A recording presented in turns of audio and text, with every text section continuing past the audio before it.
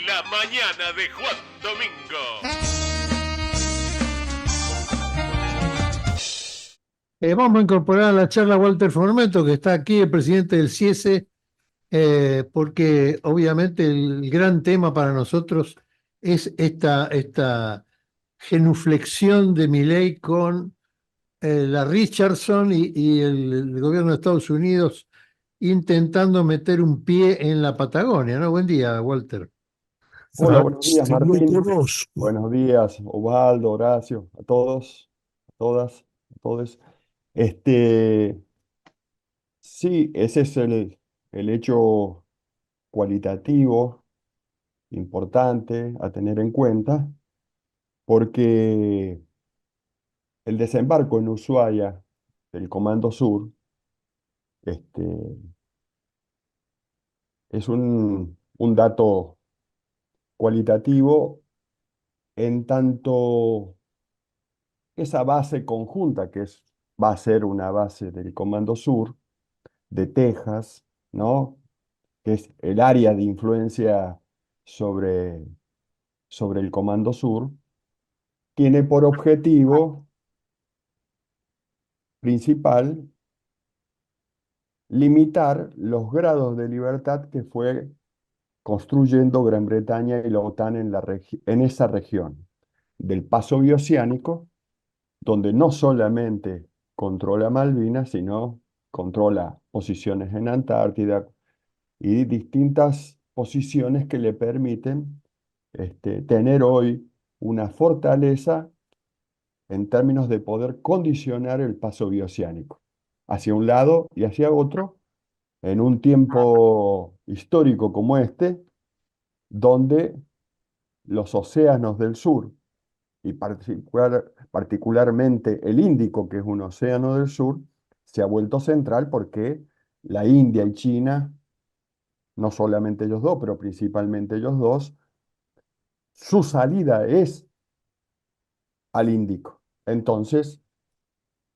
el Comando Sur piensa, y los grandes intereses estratégicos, económicos, centrados en Texas y en Florida, es decir, en eso que se expresa en el gobierno de Milei en la figura de la ministra de Seguridad, Bullrich, en el ministro de Defensa, eh, y en distintos actores vinculados a la economía, porque si se da el hecho de que Esper pasa a ser el nuevo ministro de Economía en relación a Caputo y queda afuera Caputo y Sturzenegger, también tendrían el control del Ministerio de Economía. En ese sentido, el Comando Sur tiene como principal contradicción en esa movida, avanzar en reducir las capacidades y grados de libertad que tiene la OTAN y Gran Bretaña en esa región, en un momento donde la OTAN, de los tres frentes de conflicto que tiene, en los tres está perdiendo, en Ucrania, en Taiwán y en Gaza.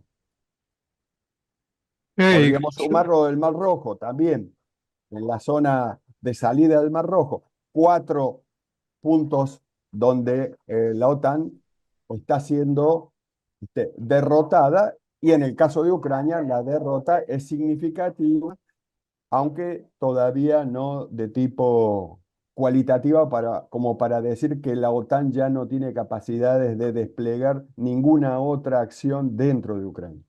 y con las bases, con la base que tendrían en nuestro territorio y con sus primos hermanos en Malvinas, tendrían el dominio de nuestros mares totalmente.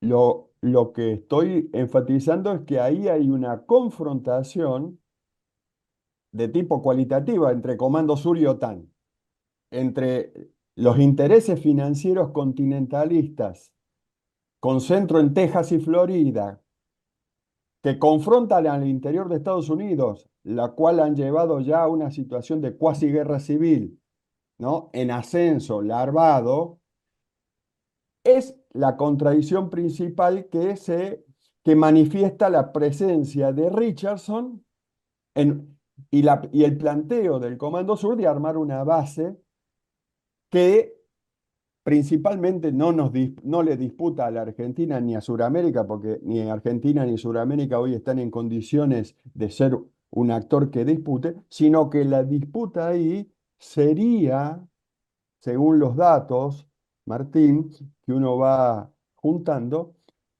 la OTAN y particularmente Gran Bretaña. O sea que es un enfrentamiento entre los socios, digamos. En términos principales, no quiere decir que en términos secundarios, ahí sí es importante no solamente introducir los intereses de Argentina y habría que ver qué sector, porque los sectores que están atrás de Bullrich, del ministro de Defensa, es decir, Techin, que está vinculado a ExxonMobil, e incluso desarrolló toda una planta de tubos sin costura en Dallas para suministrar directamente y ser proveedor directamente, y hoy controla también YPF conjuntamente con la ExxonMobil. Por lo tanto, ese sector del gran capital en la Argentina está detrás de la posición que manifiesta Richardson con el avance sobre el diseño de esta base en Ushuaia. Me parece que es importante tener, esta es una contradicción, si se quiere, secundaria, ¿no? De orden en relación a la anterior. Pues, Walter, meto yo una Horacio, pregunta, meto sí, yo una pregunta. No, porque es inquietante lo que estás describiendo. Entonces te pregunto, el fracaso de la OTAN, si se verificara, ¿no? Pero en este momento tiene problemas por todos lados, en todos los frentes, por lo que te escucho y por lo que uno va pescando, en todos los frentes está a medio abollada y está siendo deteriorada. Entonces, para nosotros, ¿qué consecuencia tendría un eventual fracaso de la OTAN? Y digamos, la consolidación de lo que trae Texas, Richardson y compañía, siguiendo tu descripción, ¿no? bueno, para el proyecto nacional popular latinoamericano, el triunfo de cualquiera de los dos es un problema, porque ambos son actores. Es cierto que los actores financieros globales hoy están debilitados en los cuatro frentes donde tienen conflicto, están siendo derrotados. Por lo tanto, eso es lo que le permite al Comando Sur avanzar sobre Patagonia, sentar la base en Ushuaia y empezar a disputarle a Gran Bretaña el paso bioceánico, es decir, Malvinas y Antártida, la posición que tienen en Antártida. Ese conflicto genera grados de libertad para el movimiento nacional popular y latinoamericano, es decir, no solamente para Argentina, sino para toda Latinoamérica. ¿Por Sí. qué? Y porque el Comando Sur uno lo tiene en Ecuador, lo tenemos hoy en el conflicto del Esequibo. Es decir, el conflicto del Esequibo no es solamente la gran reserva del Esequibo, sino debilitar a Venezuela. La, el gran punto de apoyo del Proyecto Nacional Popular Latinoamericana en esa región de la Suramérica que da el Caribe, y por lo tanto tiene presencia directa y confrontación directa con Florida y Texas, que tienen salida al Mar Caribe, y después con Colombia, porque el Comando Sur sigue teniendo influencia sobre Medellín, por más que no controla Bogotá y el resto. Y hay 5 bases militares del Comando Sur en Colombia. Desde ahí actuaron sobre Ecuador, hoy controlan Perú, porque el golpe de Estado en el Perú, el respaldo detrás de ese golpe es del Comando Sur, y uno dice, ¿cuál es el objetivo del golpe en Perú? Quedarse con el control del principal puerto de aguas profundas, la principal salida de la producción industrial con valor agregado de Sudamérica, sea de Argentina o sea de Brasil, porque Brasil estaba en el gran proyecto ferroviario que iba desde San Pablo a Lima, ¿no? A los puertos sobre el Océano Pacífico, y también estuvieron detrás de lo que fue el intento de golpe de Estado sobre la Argentina, en eso que fue la movida en Jujuy con el gobernador Morales, ¿no? Acá Claro. Mónica con K, una oyente nos dice, pregunté a Formento cuáles son los frentes. Uno, el financiero continental, y el otro, ¿cuál es el peor? Bueno, si uno tuviera que elegir, siempre el problema es el actor principal. Y hoy la OTAN y Davos, es decir, BlackRock, en todos los frentes de conflicto bélico está perdiendo. Es el actor más grande en términos económicos financieros. En términos político-militares, tiene una derrota en Taiwán, donde no ha podido ni siquiera desembarcar, la derrota en Ucrania, que es contundente, están tratando de desembarcar con Francia, Alemania y Polonia, pero nadie estaría garantizando que eso pueda constituirse en el terreno, dadas las capacidades que ha demostrado Rusia, que avanza por el Mar Negro hacia Odessa, ¿no? Desde el río Dnieper hacia Odessa, porque el Mar Negro hasta la desembocadura del Dnieper la controla Rusia. Entonces, uno diría, bueno, el actor financiero global, BlackRock, es un actor débil. BlackRock es lo que está detrás de Gran Bretaña en Malvinas, en Antártida. Por lo tanto, me parece que eso es el dato que lee el Comando Sur, Richardson, Texas y Florida, por poner los actores económicos, por lo cual decide avanzar en la disputa de esa región, es decir, el paso bioceánico. Patagonia, sur y paso bioceánico. Martín, me permitime que sume a lo de Mónica con K esta pregunta. Yo te escucho con atención, Walter, escucho cómo vos haces una interpretación lógica de la lógica de la geopolítica y de estos grandes actores. Pero te pregunto, ¿hay una ilógica, una irracionalidad que depende del marketing, que es ajeno a la geopolítica o no, del marketing de los tipos que necesitan vender armas, que si tienen necesidad de hacer una guerra entre Ecuador y México, la van a hacer para colocar producción? Si es que tienen producción, esto también es una pregunta que te hago. Bueno, en México, para tomar el ejemplo tuyo, toda la zona del clúster de empresas globales que producen en México, en la zona del clúster digamos, con ventajas impositivas, y que luego eso que se produce se vende en Estados Unidos, el gran mercado, eso está controlado por OTAN y por los actores financieros globales, los fondos financieros de inversión global. Por lo tanto, llevando este análisis que tenemos, que estamos haciendo sobre el sur, digamos de Argentina y de Latinoamérica y el Caribe, lo llevamos a México y vos te das cuenta que ahí también hay una contradicción que se expresa después en el plano de lo técnico-militar, pero primero es económico-estratégico. No hay conflicto técnico-militar que no tenga un trasfondo económico-estratégico. Claro, pero Walter, mi pregunta es esta. Un tipo de la geopolítica va a analizar, ¿hacemos guerra acá o no nos conviene hacer guerra? ¿No? Ahora, un vendedor de armas va a decir, no, hacer guerra que tenemos que vender. Por supuesto, pero en este caso, los dos actores, es decir, el Comando Sur y la OTAN, que lo importante a registrar ahí es que hay una división y hay un enfrentamiento. Por eso es importante ver los actores económicos detrás de cada fracción, ¿no es cierto? Para poder chequear si esa fractura existe, si ese enfrentamiento existe, si el grado de fractura de qué nivel es. Y ahí que están BlackRock contra Rockefeller.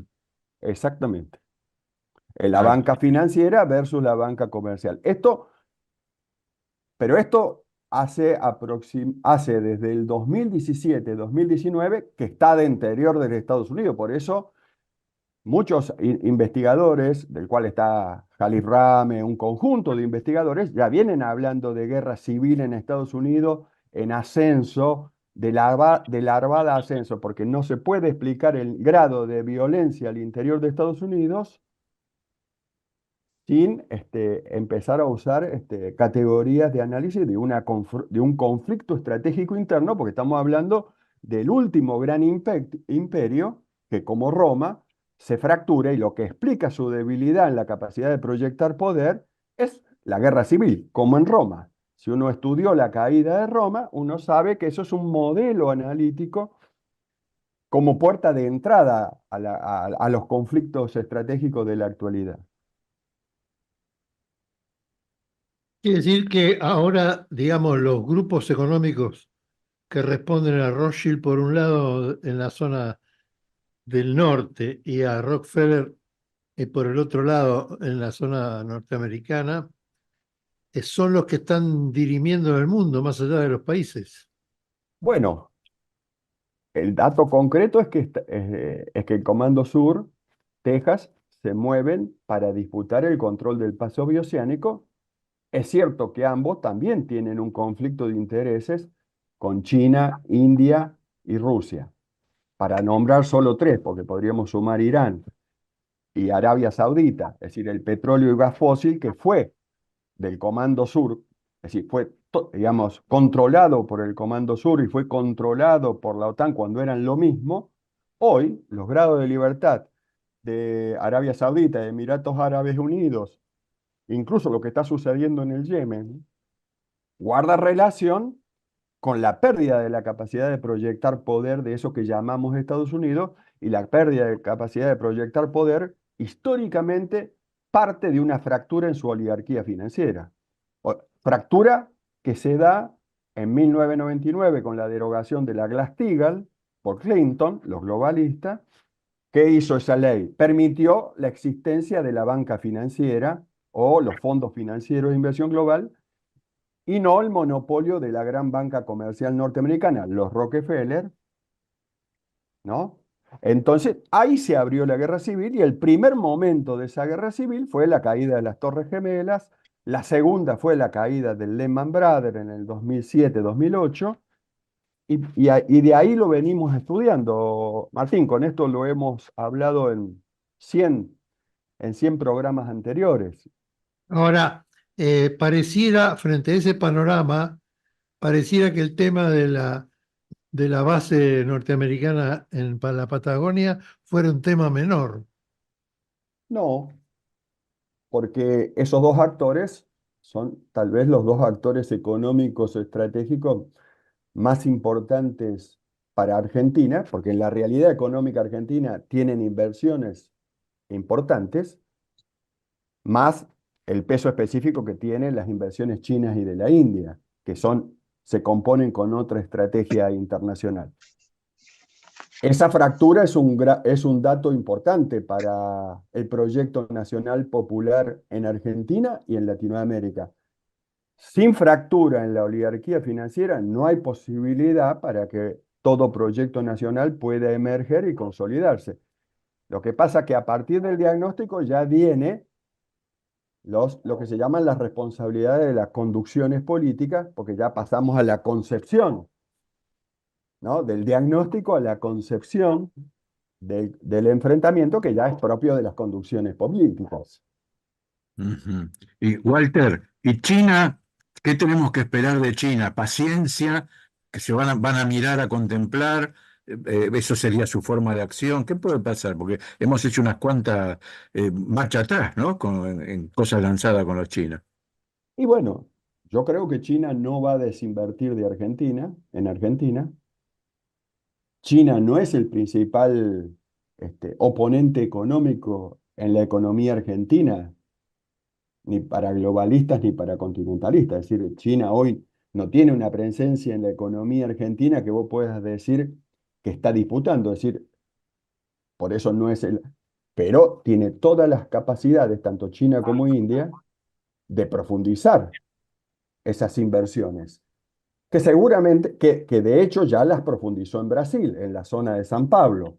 Porque, y San Pablo es un actor importantísimo, porque cuando uno habla de Buenos Aires, Córdoba, Santa Fe, toda la economía argentina, en realidad siempre le agrega San Pablo, porque en realidad la, la economía hoy tiene esa región, esa regionalidad que incluye San Pablo. Esto desde Sarney y Alfonsín en 1984-85, donde constituyeron el Mercosur.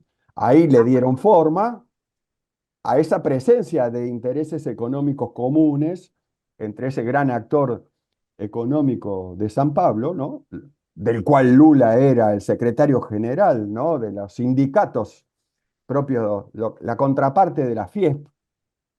Entonces, a mí me parece que cuando pensamos Argentina también tenemos que pensarlo en esa regionalidad y el por qué no, digamos, por qué por ejemplo, el porqué del intento de imponer a Bolsonaro a toda costa por Texas y la derrota de Bolsonaro, el triunfo y la consolidación de Lula, un Lula cuyo vicepresidente es Alencar, un hombre del globalismo. Bueno, en San Pablo, en Brasil tenemos ese actor siendo dominante en la economía. Es cierto que el Comando Sur va a apostar a Bolsonaro, pero la realidad es que los actores multipolares y los actores globalistas van a respaldar a Lula. Y van a Ahora, respaldar a Milei. y en el caso de Milei, si avanza el Comando Sur, además de ya haber controlado el puerto de Rosario, porque desembarcaron desde Paraguay en Rosario y van por el control de la Vía del Plata y disputan, según los datos que tengo, el puerto de Montevideo, que es británico, globalista desde 1818, ¿no es cierto? Eh, esa confrontación Esa confrontación abre grados de libertad para que un proyecto nacional popular latinoamericano pueda ir avanzando y desarrollándose. El hecho mismo que exista la posibilidad de este vínculo y que se consolide ese vínculo entre provincia de Buenos Aires, Córdoba y Santa Fe, también es un primer gran dato significativo porque me parece que este grado de crisis internacional está dando grado de libertad para que provincia de Buenos Aires, Córdoba y Santa Fe avancen en esto que se empezó a dialogar, teniendo en cuenta lo que hay en el puerto de Rosario. En el puerto de Rosario ya no hay, no controlan eso las grandes terminales globales exportadoras de soja a China. Lo que controla eso es el Comando Sur, con personal técnico militar y con el narco, que ustedes saben es una estructura accesoria del Comando Sur. Cuando ustedes hablan de narco, ya están hablando de Comando Sur. Cuando hablamos de Comando Sur, ya hablamos de narco, que son sus estructuras irregulares, asociadas. Eso es lo Son que negocios negros. negocios negros y lo que se llama la capacidad de avanzar construyendo territorialidad. Por ejemplo, en Rosario. Yo no tomaría, digamos, la presencia del narco en Rosario y todo lo que significa en términos de producción y consumo, como si no fuera un modo de construir adeptos. Miremos lo que estamos viendo en Ecuador, cómo construyen a partir de ahí un Estado fallido, porque no lo es todavía, pero pareciera, Osvaldo. ¿Cuál es el mensaje de la generala justamente este que estás diciendo sobre el avance del fentanilo que es inevitable el avance del fentanilo en Latinoamérica? Yo no, eso no lo manejo bien, Osvaldo, pero intuiría, voy a tirar un principio de intuición para charlar. A mí, a mí me parece que hay ciertas drogas sintéticas que no la controla el Comando Sur, vienen de otro origen. Y, pero la generala Richardson, cuando habla del narco, conoce muy bien de qué estás hablando porque son todas estructuras irregulares asociadas al Comando Sur.